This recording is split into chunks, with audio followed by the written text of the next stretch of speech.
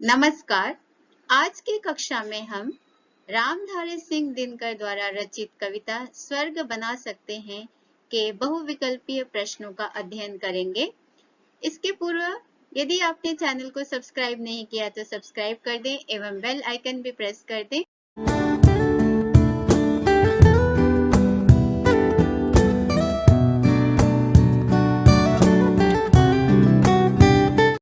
प्रश्न 1, स्वर्ग बना सकते हैं कि कवि कौन है? ए. मैथिली शरण गुप्त, रामधारी सिंह दिनकर, सी. सूर्यकांत त्रिपाठी निराला, डी. सियाराम शरण गुप्त। तो इसका सही उत्तर है रामधारी सिंह दिनकर।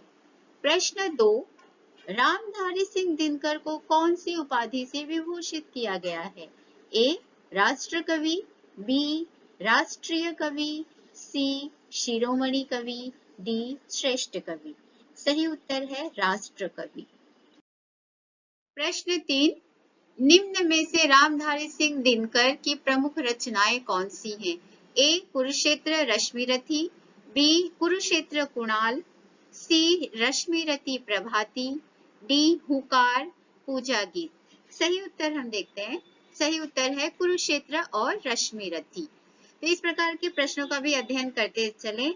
जो कवियों की मुख्य रचनाएं हैं उसे भी एक बार पढ़ते चलें, ताकि यदि इस प्रकार के यदि कोई प्रश्न आए तो उसमें कोई भ्रम न रहे और हम उसका सही उत्तर दे सकें। प्रश्न 4, स्वर्ग बना सकते हैं कविता कहाँ से ली गई? ये भी एक महत्वपूर्ण प्रश्न है।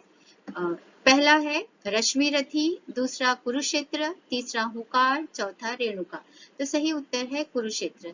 कुरुक्षेत्र रामधारी सिंह दिनकर द्वारा रचित काव्य है और उस काव्य में से ही कुछ अंश उठाए गए हैं जिसे नाम दिया गया है स्वर्ग बना सकते हैं। आगे बढ़ते हैं।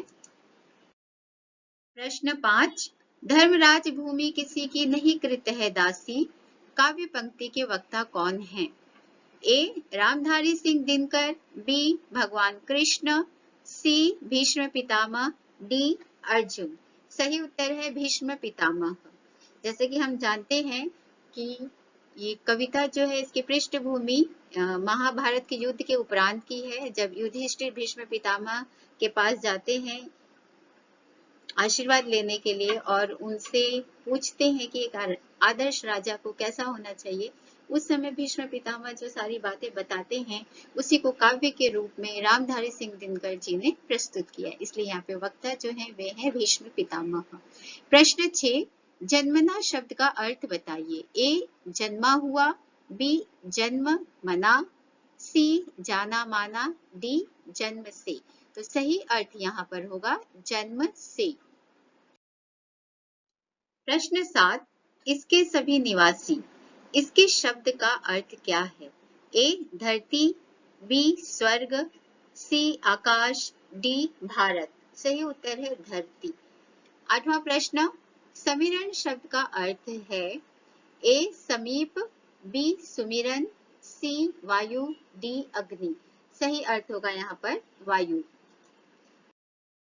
प्रश्न 9, इस पथ पर अड़े हुए हैं, इस पथ से क्या अभिप्राय है?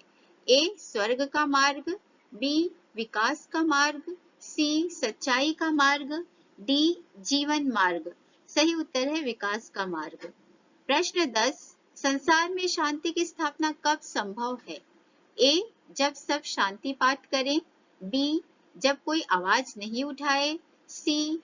जब सबको उनके हिस्से का सुख मिले, डी. जब अपराधियों को सजा दी जाए। सही उत्तर है जब सबको उनके हिस्से का सुख मिले।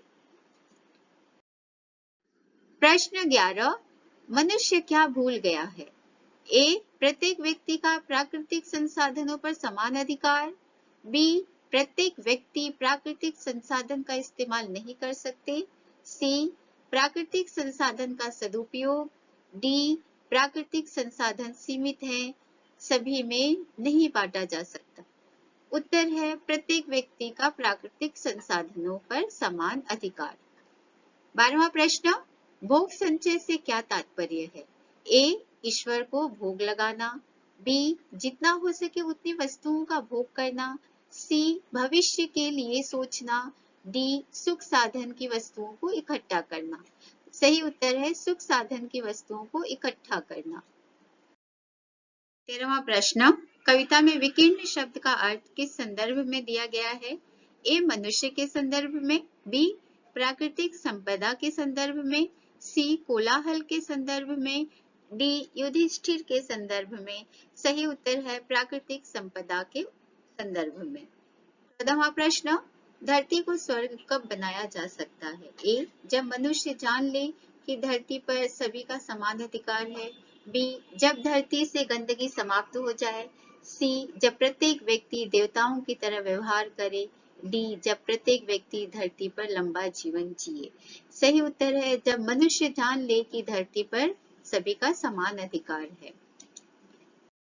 प्रश्न 15, कविता का केंद्रीय भाव क्या है? ए सबका जन्म समान रूप से हुआ है, सभी वस्तुओं पर सबका समान रूप से अधिकार है, बी सभी अपने बारे में ही सोचें, अपना विकास करें, सी विकास के मार्ग में किसी भी रुकावट को आने न दे, डी सफलता पाने के लिए किसी भी हद तक गुजर जाए। सही उत्तर है सबका जन्म समान रूप से हुआ है, सभी वस्तुओं पर सबका समान रूप से अधिकार है। 16वां प्रश्न, कहाँ अभी इतने नर? पंक्ति से कवि क्या कहना चाहते हैं? ए विश्व की जनसंख्या बहुत कम है, बी संसार में मनुष्य की संख्या अधिक से अधिक होनी चाहिए, सी सुख साधन इकट्ठा करने वाले मनुष्य अभी इतने नहीं हैं, डी ईश्वर प्रदत्त सुख संपदा मनुष्यों के मुकाबले कहीं अधिक है। सही उत्तर है ईश्वर प्रदत्त सुख संपदा मनुष्यों के मुकाबले कहीं अधिक है। उम्मीद करती हूँ कि आपके अध्ययन में ये प्रश्न सहायक होंगे। बहुत जल्द ही हम अगले पाठ के साथ मिलेंगे। वीडियो को लाइक एवं शेयर करना न भूलें। धन्यवाद।